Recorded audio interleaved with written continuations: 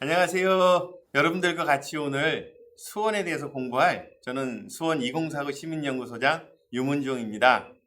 여러분들이 과연 수원에 몇 년을 사셨는지 저는 궁금하기도 합니다. 어쩌면 여러분들 중에 수원에서 나서 수원에서 자라고 지금도 수원과 함께 생활하는 분도 계실 겁니다. 이렇게 다양하게 수원에서 사셨지만은 그래도 수원에 대해서 한번 깊게 또 수원의 이름이 왜 수원인지 또 수원은 언제부터 지금의 모습을 갖추었는지 이런 부분에 대해서 공부할 기회는 많이 없었던 것 같습니다. 오늘 바로 여러분들과 같이 바로 그 부분들을 같이 공부해 보도록 하겠습니다. 자, 그렇다면 수원은 어디 있을까요? 네, 지도에 보듯이 바로 북쪽으로는 서울이 있고 저 남쪽으로 보면 오산과 평택으로 내려가죠. 물론 해 뜨는 동쪽을 보게 되면 용인시가 있고요. 그리고 서쪽으로 보면 이제 안산과 화성시가 위치해 있는 수원은 나름대로 내륙에 있는 이런 도시로 보면 될 것 같습니다. 우리가 도시를 생각할 때 사실은 이 지리적인 위치가 상당히 중요합니다. 과연 산악지가 있는지 아니면 그 도시 주변에 물줄기는 어떻게 되어 있는지 이것들을 보는 게 굉장히 중요한데 여러분들이 보시다시피 바로 북쪽으로는 한남정맥이 펼쳐서 나가고 있고요. 남쪽으로는 금북정맥이 또 위치하고 있습니다. 바로 수원은 한남정맥과 금북정맥 사이에 있는 그 도시가 바로 수원이죠. 그렇다면은 수원이라는 이름은 언제부터 이렇게 쓰기 시작했을까요? 한번 살펴보도록 하겠습니다. 통일신라에도 보니까는 수원은 수성군이라고 불렀네요. 고구려 때는요 매홀군이라고 불렀고 고려시대 때는 수주, 조선시대를 보니까 수원부라는 명칭을 썼고요. 일제강점기 때는 수원군이라는 이런 명칭을 썼네요. 다 물 숫자가 앞에 있어요. 고구려에서는 매월이라고 했는데 지금 무슨 뜻일까요? 그렇습니다. 이 매자는 물을 얘기하는 겁니다. 물. 그럼 홀자는 뭘까요? 고장, 지역을 얘기하는 게 홀자입니다. 그렇다면 고구려 사람들이 우리가 살고 있는 수원을 어떻게 부르냐면 물의 고장, 물의 땅 이렇게 되겠죠. 이름을 쭉 보다 보면 다 물이 다 들어가 있어요. 수원이 과연 물이 많은 도시인가? 한번 생각해 봅시다. 저도 잘 모르겠어요. 또 하나 수원에 대해서 설명하고 있는 이 역사서를 보게 되면 지금 여러분들이 보는 화면에 이런 그림입니다. 자리 잡은 땅은 삼남으로 통하는 요충지이니 맞습니다. 수원은 바로 경상도, 전라도, 충청도 내려가는 서울에서 보면 그죠? 바로 수원을 거치지 않으면 어디도 갈 수 없는 사통팔달의 교통 요지가 맞습니다. 그런데요, 그 다음 설명을 보게 되면 영역은 수백 리에 걸쳐 있고 그 다음에 저 밑으로 내려가면 동쪽으로는 강산이 서울과 맞닿아 있다 그랬어요. 근데 서쪽으로 보면 강화 바다를 제어하고 뱃길이 서로 통한다 그랬거든요. 수원에서 배 탈 데가 있을까요? 이해가 안 되는 거죠. 그렇다면 수원이 과연 다른 도시보다 물이 많은 도시냐? 그것도 아닌 것 같고 또 저 설명처럼 영역이 사방 수백 리에 걸쳐 있는 이런 넓은 땅이냐? 글쎄요. 제가 볼 땐 수원은 그렇게 넓은 땅은 아닌 것 같아요. 좀 이따 제가 더 구체적으로 말씀드리겠지만 수원은 별로 넓지는 않아요. 또 하나는 바다가 있다래 바다. 강화 바다하고 뱃길이 통한다 그랬는데 수원에서 배 타고 어디 강화도 가겠습니까? 말도 안 되죠. 그럼 이 설명이 틀린 걸까요? 글쎄요. 우리 역사에 딱 기록해 나온 건데 거짓말을 기록하지는 않았겠죠. 그죠? 바로 수원의 이름과 수원의 역사를 풀 내용들을 보게 되면 바로 우리가 조금 더 수원의 과거로 돌아가야지 우리가 수원이란 이름 또는 수원을 설명했던 내용을 우리가 알 수가 있는 거죠. 자, 여기 좀 화면에 보시면 바로 예전에 일제강점기 당시에 수원군을 보여주고 있는 겁니다. 보시면 저 위에 의왕면은 현재 의왕시가 일부고요. 반월면은 현재 안산시로 되어 있죠. 저 밑에 매송면, 비봉, 뭐 여기 보면 마도, 서신, 저 우정, 장안 어디겠죠? 그렇습니다. 바로 화성시입니다. 그렇다면은 우리가 예전에 살았던 수원군이라고 하는 거는 의왕시나 안산시 일부를 포함하고요. 화성시 전체, 오산시 전체를 포함하는 굉장히 넓은 지역을 수원군이라고 했던 거죠. 그러면 이 수원군에서 어떻게 수원시가 갈라져 나오냐? 바로 이 지점을 봐야지 우리가 왜 수원시 이름이 수원시가 됐고 또 과거의 기록에서는 그렇게 드넓은 땅으로 표현되어 있는 이 수원시가 현재는 왜 이렇게 땅이 좁게 지금 만들어져 있는가? 요거를 우리가 살펴볼 수가 있는 거죠. 다음 그림을 여러분이 보시면 딱 아실 겁니다. 바로 이 부분들이 수원시가 역사적으로 변천되는 과정을 보여주고 있습니다. 보면은 팔달산 중심으로 되어 있는 게 바로 수원군의 일제강점기 아까 말씀드렸던 화성시도 포함하고요. 반월 이렇게 안산시나 의왕시 일부를 포함하는 넓은 면적의 수원군의 핵심인 그죠? 군 지역에 많은 요소들이 집중되어 있는 게 읍지역이잖아요. 바로 그 수원읍에 저 팔달산 주변의 하얀 표시가 바로 수원읍입니다. 그렇다면은 수원시는 언제 생겼냐? 바로 저 수원읍 지역을 1949년도에 수원읍 지역을 수원시로 만들면서 수원시가 탄생한 거죠. 1945년이 언제예요? 우리나라가 해방된 그때잖아요. 그리고 3년 후에 1948년도에 우리나라가 정부를 수립하고 대한민국의 행정체계를 만들어 나가는 거죠. 그렇게 만들어 나가는 과정인 1949년도에 넓은 땅덩어리에 수원군의 일부인 수원읍 지역을 수원시로 만든 겁니다. 그렇기 때문에 처음에 수원시가 만들어졌을 때는 지금도 땅이 크지 않지만 그때는 더 작았죠. 여러분들이 보면 화면에 팔달산이라고 했는 저 화면에 넓게 까만 점선으로 되어 있는 지금의 8달9 정도 되는 범위의 지역이 바로 처음에 시작했던 수원시입니다. 1949년도 수원시가 출발하면서 만들어진 땅덩어리가 조지점이죠. 상당히 적죠. 그러다가 1963년도에 저기 좀 이제 바깥에 있는 점선으로 보이는 그 지점이 다 이제 수원시로 편입이 되면서 조금은 땅이 넓어진 거죠. 그만 넓어진 게 저 정도가 된 거죠. 그리고 이제 그 이후에 화성시라든지 또는 안산시 또는 뭐 용인시 이런 쪽에서 면적을 편입을 합니다. 그 그림을 한번 보여드리겠습니다. 바로 이 지점입니다. 바로 이 지점이 지금의 수원시 모습이 갖춰져 있는 이런 거죠. 그러니까 보면 1987년도 그죠? 서수원 쪽에 있는 금곡동이나 호매실동이 수원시로 편입이 됩니다. 그때는 화성군에 있었겠죠. 화성군 매성면에서 그죠? 수원시로 편입되고 또 1994년도에는 입북동과 당수동이 수원시로 또 편입이 되는 거죠. 그만큼 수원시 땅은 좀 넓어졌죠. 또 1983년도에 이제 광교산 쪽에 있는 이동이나 하동 이게 수원시로 편입이 되고요. 또 1994년도에는 지금의 많은 인구가 살고 있는 영통동이 수원시로 편입이 되고 마지막으로는 저 밑에 있는 바로 망포동과 신동이 1995년도에 수원시로 편입되면서 지금의 모습이 딱 갖춰져 있는 그죠? 수원시가 되고 있는 거죠. 바로 이게 현재의 수원시입니다. 자, 그럼 지금부터 수원시의 땅덩어리는 과연 얼마나 될까? 수원시 면적에 대해서 한번 여러분들에게 말씀을 드려볼 건데요.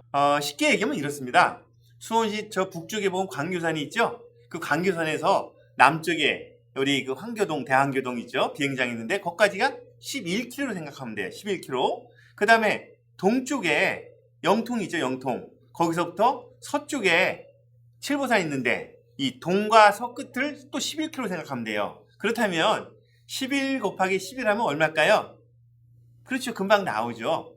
121제곱킬로미터가 바로 현재 수원시 땅의 면적입니다. 수원시 면적은 121제곱킬로미터. 그렇다면 이 면적은 다른 도시에 비해서 어느 정도 될까요? 예, 수원시 면적은 다른 도시에 비해서 상당히 작다고 보시면 됩니다. 가까이 있는 화성시가 640제곱킬로미터가 약간 넘습니다. 수원시 5배가 되는 거죠. 굉장히 크죠. 화성시는. 그거에 비해서 수원이 굉장히 작죠. 그러면 이 경기도에 31개 시군이 있는데 31개 시군인데 그 중에서 과연 면적으로 이렇게 쭉 줄을 섰을 때 어느 정도 될까요? 저 20등 밑으로가 있어요. 그러면 수원시보다 큰 땅이 한 20개가 있다는 거예요. 31개 중에. 그만큼 수원시는 작죠. 수원시보다 작은 도시는 뭐 구리시라든지 부천시라든지 10개가 안 돼요. 굉장히 작은 도시가 수원시다. 그런데 수원시 인구가 얼마일까요? 네, 이따가 좀 말씀드리겠지만 수원시 인구는요, 경기도에서 제일 많고요. 대한민국에서도 기초지방자치단체 중에서도 제일 많은 도시가 바로 수원시입니다. 이게 좁은 땅에 인구가 많다 보니까 사실은 교통정체라든지 대기 오염이라든지 이런 부분들을 많이 우리가 해결해야 되는 숙제가 있는 거죠. 그렇다면 수원시에 있는 동은 몇 개가 있을까요? 그건 이제 우리가 무슨 동할 때 보면 한 가지 헷갈려요. 어떤 사람이 무슨 동할 때 하고 또 어떤 사람이 무슨 동할 때 이 두 개가 있는데요. 하나는 법정동이라는 게 하나 있고요. 또 하나는 행정동이라고 있어요. 이게 참 고민스럽죠. 네, 법정동은 어떤 거냐면 법으로 동네가 정해진 거예요. 언제 정했나? 1914년도부터 일제강점기에서 우리나라의 행정체계를 만들어요. 그래서 1930년도에 그게 완성이 되는데 그때부터 만들어진 동이 법정동이에요. 그거는 거의 바뀌지 않아요. 아주 특별한 경우가 아닌 이상. 그렇기 때문에 법정동은 예전부터 쭉 우리가 써왔던 동이에요. 그런데 화성 행궁안을 한번 봅시다. 행궁안에 예전에 신풍동이 있고요. 장안동도 있고요.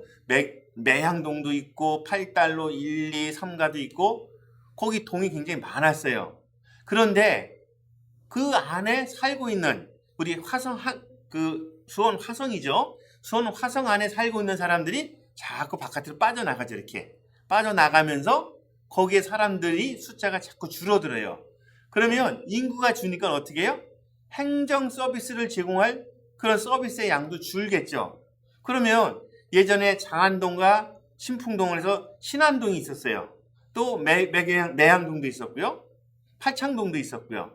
그런데 사람들이 점점 줄으니까 행정 서비스를 각각의 동사무소에서 제공할 필요가 없는 거죠. 그럼 어떻게 해요?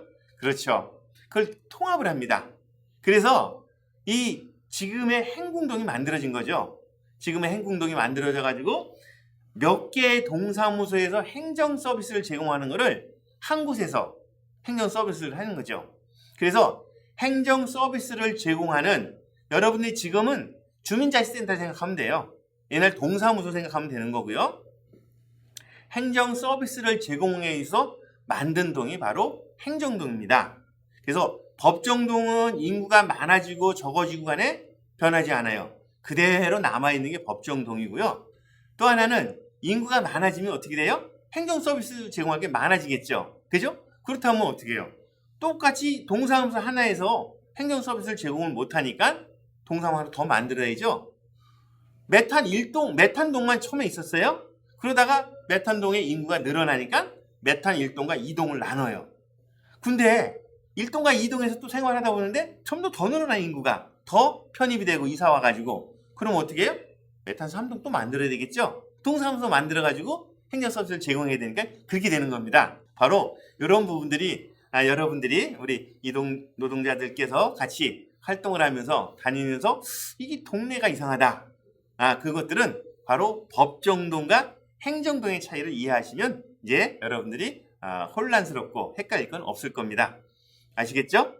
현재 수원시에는 44개의 행정동이 있습니다. 무슨 얘기냐면 44개의 동사무소가 있는 거고요. 44개의 주민자치센터가 있다고 보면 되는 거죠. 그죠?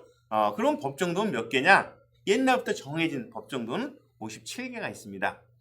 그래서 법정동과 행정동 이 차이를 알아야지 우리가 동네를 다니면서 이상하다 이게 이런 것들이 풀릴 겁니다. 아시겠죠? 네, 다음을 또 볼까요?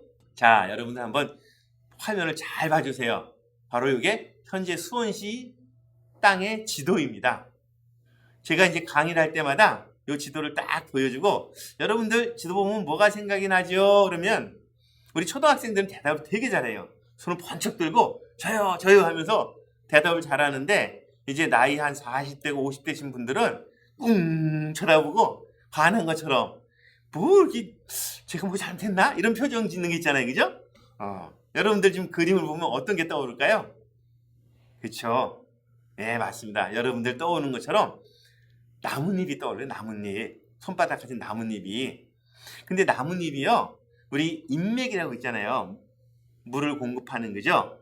희한하게 수원시 4대 하천이 4개의 주요 하천이 수원시를 골고루 이렇게 좀 분할을 하면서 흘러가고 있어요. 수원시의 4대 하천은 저 동쪽에 있는 거를 원천이라고 해요. 원천천이라고 하고요.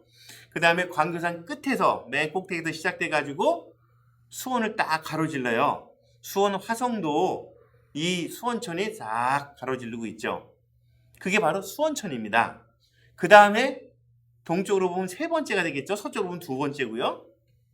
광교산이 시작돼 가지고 서우저수지를 거쳐서 흘러가는 저수지가 하천이 있죠. 이 하천이 맞습니다. 서우저수지를 흘러가니까 서우천이 되는 거죠. 그렇다면 맨 서쪽에 있는 하천, 이 그림에 보시다시피 지금 물줄기가 저 끝에서 시작하는데 저기 왕송저수지가 시작이 아니라 그 위에서부터 시작하죠. 저 위에 의왕시부터 쭉 시작하는 물줄기가 있는 게 그게 바로 항구지천입니다. 그래서 우리 수원 시민이라면 수원에 있는 이 4대 하천, 4개 하천 이 이름이라도 꼭 좀 알았으면 좋겠어요. 동쪽 맨 끝에 있는 거는 원천, 수원 가운데로 쭉 흐르는 하천은 수원천, 그죠? 그 다음에 서우저수지를 흐르는 건 서우천, 맨 서쪽에 저기 의왕부터 흘러내려오는 이 하천의 이름은 황구지천. 이렇게 4개 하천이 딱 흐르고, 재미있는 거는요, 이 4개 하천이 수원 남쪽 끝에 가서 수원을 빠져나갈 때는 바로 한 줄기로 만나가지고 나뭇잎이 줄기하고 연결될 때는 하나로 통일되잖아요. 그런 것처럼 꼭 닮은 거예요. 나뭇잎하고 똑같아요. 그래서 정말 나뭇잎같이 이 나무를 닮은 도시. 그래서 수원 시민들은 나무를 많이 심어야 된다라는 게 제 주장입니다. 그렇습니다. 근데 이 수원 시민에게 나무를 많이 심자고 하는 거는 제가 단지 수원의 모양인 나무를 닮았다라고 해서 주장하는 건 아니고 제안하는 건 아니에요. 수원 시민이 나무를 많이 심어야 될 환경적인 이유가 분명히 있어요. 왜 그러냐면요. 우리 수원을 보게 되면 북쪽에 무슨 산이 있죠? 큰 산? 광교산이 있죠. 그죠? 광교산이 딱 버티고 있어요. 동쪽으로는 청명산이나 매미산이나 이런 산으로 또 이렇게 병풍처럼 있어요. 서쪽으로는 더욱더 확실하게 병풍처럼 서 있는 산이 칠보산이죠. 그래서 수원은 북쪽과 동쪽과 서쪽이 다 이렇게 산으로 둘러싸여 있는, 그리고 남쪽만 터져 있는, 남쪽으로 물줄기가 흘러가니까 그런 분지형 도시입니다. 분지형 도시는요, 이게 좋을 때도 있지만 사실은 미세먼지, 매연, 여기 굉장히 취약합니다. 왜요? 먼지가 한번 이 차량에서 매연이 나오게 되면 다 막혀 있으니까, 산으로 막혀 있으니까 빠져나가지 못하죠. 바람이 강하게 불어서 날려보내야만 날아가는 겁니다. 그래서 수원은 미세먼지에, 매연에 굉장히 취약한 도시예요. 근데 요즘 미세먼지나 매연 때문에 호흡기 이런 거 많이 병이 오죠? 그거를 해결할 방법은 뭐겠어요? 우리 시민들이 나무를 많이 심어야 됩니다. 빈터에 또 옥상에도 나무를 심어가지고 수원을 푸르게 만들면 이 화력수 같은 경우는요, 미세먼지, 매연들을 많이 흡수를 해요. 그래가지고 공기를 깨끗하게 하는 작용을 하죠. 그리고 나무가 많이 있으면 그늘도 많이 생기고요. 여름에 온도도 많이 내려가죠. 나무를 많이 심는 게 중요하고, 그래서 우리 환경수도, 환경도시 수원 이런 걸 많이 얘기하는데 우리 수원 시민들이 나무를 꼭 많이 심었으면 좋겠습니다. 자, 우리가 지금 수원시 4대 하천에 대해서 공부를 하고 있었잖아요. 4개 뭐라 그랬죠? 아시죠? 네. 원천, 수원천, 서우천, 황구지천. 그런데 여기서 한 가지 고민이 생겨요. 지금 황구지천과 서우천이 저쪽 평동쪽에서 만나고 있죠? 이렇게 2개 하천이 만났을 때 그럼 이름을 어떻게 정해야 되느냐, 이 이름을. 어떤 사람들은 바로 이렇게 질문하면 대답을 해요. 황구지천하고 서우천이 만났으니까 황서천. 딱 그죠? 답이 나와요. 그러면 저 황서천이 그럼 내려가가지고 수원천과 만나면 또 어떻게 될까요? 황서수천. 아이고, 난리가 납니다, 이제. 그죠? 나중에 저기 하천들이 이제 물줄기는 다 만나게 돼 있어요, 내려가면서. 그렇게 계속 만나게 되면 이름이 이제 착한 건 되는 거죠. 그럼 어떻게 될까요? 말이 안 되죠? 그래서 이렇게 하천이 만났을 때 하천을 이름을 정하는 규칙이 있어야 돼요. 그게 없으면 어떻게 돼? 아까 얘기한 것처럼 서로 싸우겠죠? 자기 이름 쓰려고 하겠죠, 그냥. 또는 뭐 그냥 적당히 얼버무려가지고 앞에 한 글자씩 딴다 그러면 그게 당장 두세 개는 모였을 땐 되지만 이게 바닥까지 흘러가려고 하면 하천이 몇 개나 만나겠어요. 그죠? 그래서 이 두 개 하천이 만났을 때 이름을 정하는 규칙을 딱 알면 어디 가서 얘기할 때도 야, 니들 그런 거 알아? 이렇게 할 수 있는 거잖아요. 황구지천하고 서천이 만났을 때 그 다음부터는 합류 지점부터는 이름을 어떻게 정하냐면 긴 물줄기의 이름을 따는 거예요. 황구지천하고 서천에 두 개 만났으면 어떤 물줄기가 기냐? 다른 말로 하면 어떤 하천이 멀리서 왔느냐? 멀리서 고생해서 왔으니까 짧은 하천이 아유, 형님 오셨습니까? 앞으로는 형님 이름으로 흘러가세요 라고 양보를 하는 거죠. 그래서 황구지천은 아까 말씀드렸듯이 저 의왕 쪽에서 멀리서 왔어요. 서호천은 광개선이 시작되고 그래서 둘이 만났을 때는 멀리서 오는 하천 어디? 황구지천 이름으로 흘러가는 거예요. 그러면 서호천은 황구지천을 딱 만나는 순간 어우, 형님 오셨습니까? 이제 저는 여기까지 서호천입니다. 앞으로 제가 물을 보태드릴 테니까 형님의 이름은 황구지천으로 흘러가세요 라고 흘러가는 거죠. 그때부터 황구지천이 되는 거예요. 그러면 서호천과 황구지천은 황구지천의 지류가 되는 거죠. 더 흘러가서 이제 수원천도 만나고 원천천도 만나고 이렇게 만났을 때 어쨌든 황구지천이 제일 길어요. 그래서 수원의 4개 하천의 물줄기는 황구지천으로 합류가 돼가지고 흘러간다 이렇게 생각하시면 되는 거예요. 그러면 이 수원의 물줄기는 흘러서 어디로 갈까요? 저 동해 바다로 갈까요? 서해 바다로 갈까요? 아니면 저 밑에 남해 바다까지 갈까요? 그러진 않고요. 평택 쪽으로 빠져요. 평택호 안쪽으로. 그런데 수원 이 황구지천이 계속해서 황구지천 이름으로 평택호 바닷가까지 가느냐? 아니죠. 중간에 오산천을 만나는데 이 오산천이라는 놈이라니까 이상한가요? 오산천이 황구지천보다 훨씬 길어요. 그럼 어떻게 되겠어요? 이제 황구지천도 동생들 다 건드리고 내려왔는데 그때부터 이제 오산천으로 되는 거죠. 아유, 오산천 형님 오셨습니까? 아, 우리 같이 힘 합쳐서 서해 바다를 한번 가봅시다. 내려가는 겁니다. 이렇게 오산천으로. 근데 이 오산천도 그럼 오산천으로 가느냐 아니면 또 좀 더 내려가게 되면 안성천을 만나요. 예, 제가 왜 이 얘기하는지 아시겠죠? 바로 안성천이 더 긴 물줄기예요. 그러다 보니까 수원에 있는 4개 하천은 바로 안성천 줄기가 되는 거예요. 지류가 되는 거죠. 그래서 이 경기 남부 쪽에 수원이라든지 화성이라든지 밑에 있는 그 가운데 있는 화성시 가운데 있는 오산시라든지 또는 평택, 안성, 용인 일부 이게 다 안성천 유역이라고 합니다. 안성천 물줄기인 거죠. 그래서 이 물줄기 같이 쓰는 사람들이 역사적인 문화적인 걸 많이 공유를 해요. 그러다 보니까 수원 사람들이 안성이나 평택이나 뭐 오산이나 이런 데 시집을 많이 가고 장가도 많이 가고 교류가 많아요. 수원 바로 위에 있는 도시가 어디죠? 지색고개를 넘어가면 의왕시예요. 굉장히 가깝죠? 저 밑에 있는 평택시나 화성시의 저 우정면이나 이런 데보다 훨씬 가까워요. 그런데 물줄기가 달라요. 수원의 물줄기는 남쪽으로 내려가가지고 어떻게 한다 그랬어요? 안성천과 만나서 바다로 흘러간다고 했는데 의왕시의 물줄기는 어디로 가냐면 안양천으로 해가지고 한강으로 가요. 그 북쪽으로 해가지고 한강으로 빠지거든요.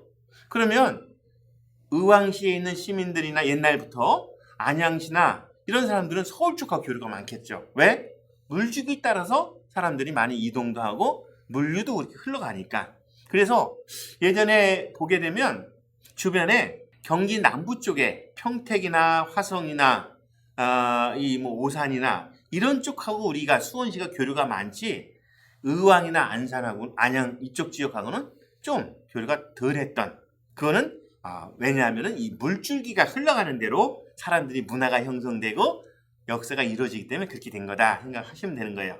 4대 하천이 어떻게 돼 있고 하천의 이름은 어떻게 정해져 있고 또 역사 문화적으로 안성천 유역에 있는 사람들이 어떻게 생활을 해왔고 이런 것들을 알 수가 있는 거죠.